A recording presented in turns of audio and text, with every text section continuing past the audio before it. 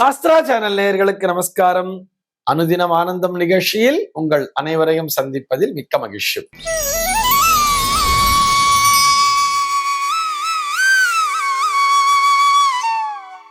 இன்று 25/9/2025 இந்த நாள் குறித்து பஞ்சாங்கம் என்ன சொல்றதுன்னு பார்க்கலாம் வாங்கோ. இன்றைய தினம் விஸ்வாவசு வருடம் புரட்டாசி மாதம் 9ஆம் தேதி வியாழக்கிழமை.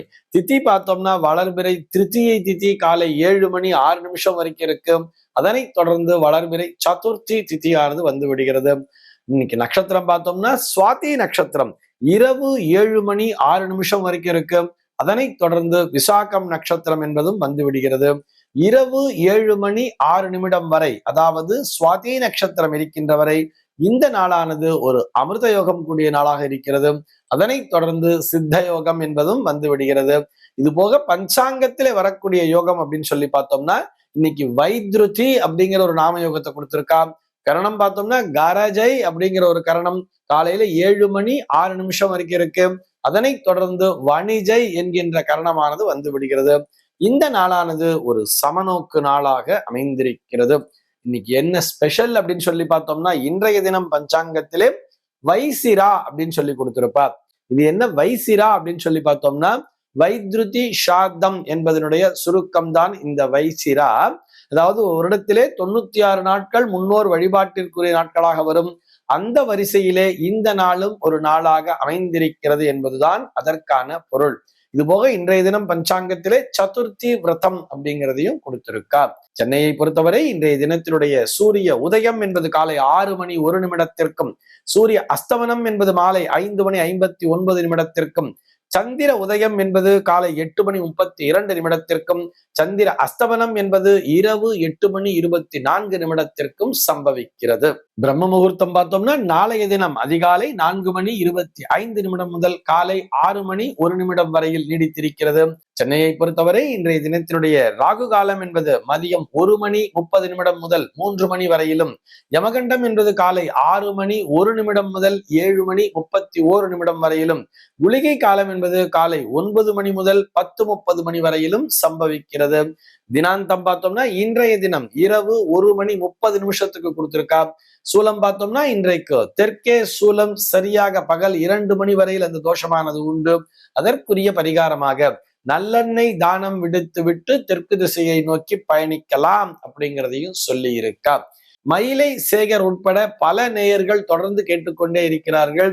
சார் டெய்லி தினாந்தம்னு சொல்றேளே, இந்த தினாந்தம் என்றால் என்ன, அதற்கான தெளிவான விளக்கம் தேவை அப்படின்னு சொல்லி நிறைய பேர் கமெண்ட்ஸ் போட்டு இருக்கா.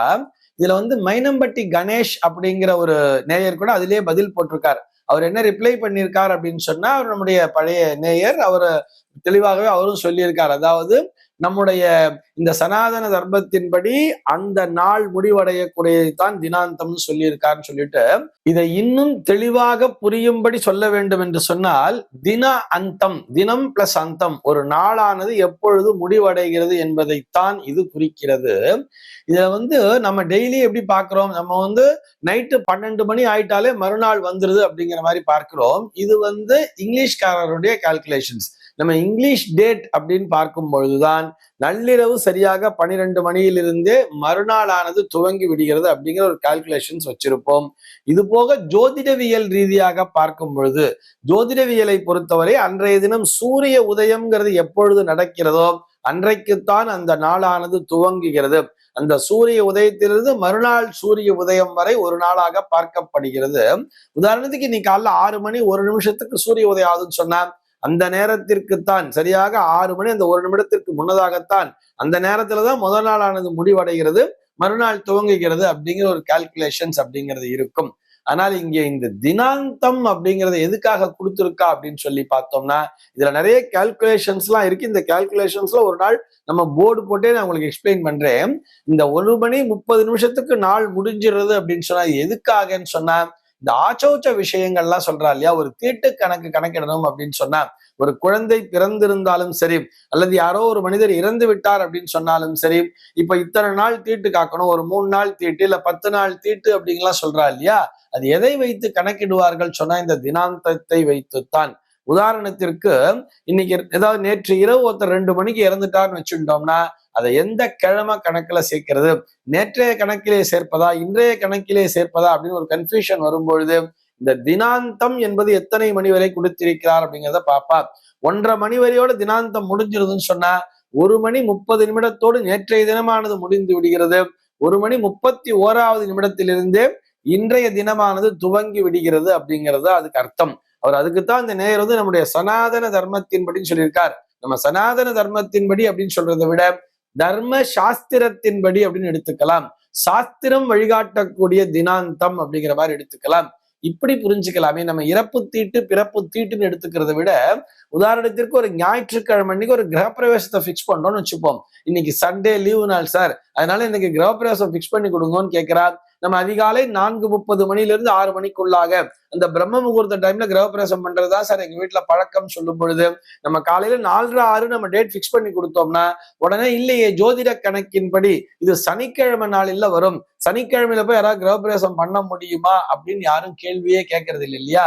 அதற்கு காரணம் என்னன்னு சொன்னா அந்த தினாந்தம் என்பது சனிக்கிழமை கணக்கு என்பது இங்க நமக்கு ஜோதிடவியலும் இல்லை, ஆங்கில தேதியும் இல்லை. இங்க எது கணக்குல வர்றதுன்னு சொன்னா சாஸ்திரம் என்பது கணக்கிலே எடுத்துக் கொள்ளப்படுகிறது. அந்த சாஸ்திர கணக்கின்படி பார்த்தோம்னா அன்றைய தேதியில தினாந்தம்ங்கிறது 1:30 மணியோட கொடுத்துருக்கான்னு சொன்னா இரவு 1:30 சனிக்கிழமைங்கிறது முடிஞ்சிடுறது.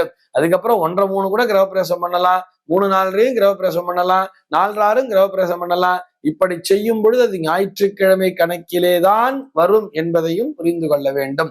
இந்த மாதிரி அந்த தேதியை அந்த நாளை கணக்கிடுவதற்காகத்தான் இது எத்தனாவது நாள் அப்படின்னு ஒரு தீட்டு விஷயத்திலும் சரி, அதிகாலை நேரத்திலே ஒரு முகூர்த்தம் செய்யும் பொழுதும் சரி, உதாரணத்திற்கு ஒரு பந்தக்கால் முகூர்த்தம்ங்கிறத பண்றோம், ஞாயிற்றுக்கிழமை நாள்ல காலைல 4:30 பந்தக்கால் நடுறோம்னு சொன்னா அது 4:30 சனிக்கிழமை கணக்கா வந்துருமே அப்படின்னு சொல்லி நாம் கவலைப்பட வேண்டிய அவசியமே இல்லை. ஏனென்று சொன்னால் தர்மசாஸ்திரத்தின்படி சனிக்கிழமை கணக்கான அந்த இரவு 1:30 முடிந்து விட்டது அப்படிங்கிற மாதிரி தான். இதுல எக்ஸாக்டா 1:30 முடியாது. அது 1:30 2:20 வரை எந்த நேரத்துல வேணா மாறி மாறி வரும். அது அந்த நாளினுடைய பகல் பொழுது இரவு பொழுதினுடைய கணக்கீடெல்லாம் இருக்கு. இத்தனை ஜாமங்கள்ங்கிற ஒரு கணக்கு இருக்கு. இத்தனை ஜாமங்கள் இந்த ஜாமத்துல இவ்வளவு நேரம் கழிந்திருக்க வேண்டும்ங்கிற ஒரு கணக்கெல்லாம் இருக்கு. அந்த கணக்கை எல்லாவற்றையும் ஒரு நாள் நம்ம போர்டு வச்சு தெளிவாகவே எக்ஸ்பிளைன் பண்றேன். அந்த வரிசையிலே இந்த தேதியிலே இன்றைய தினம் தினாந்தம் சொல்லி பார்த்தோம்னா இரவு 1:30 இந்த நாளானது முடிந்து விடுகிறது. எப்படின்னு சொன்னா சாஸ்திர கணக்கின்படி. இந்த தகவலோடு இன்றைய தினம் நான் உங்களிடமிருந்து விடைபெறுகிறேன். மீண்டும் உங்கள் அனைவரையும் நாளைய தினம் மற்றொரு புதிய தகவலோடு சந்திக்கிறேன். அன்பர்கள் அனைவருக்கும் அனுதினமும் ஆனந்தமாய் அமைய பிரார்த்திக்கிறேன்.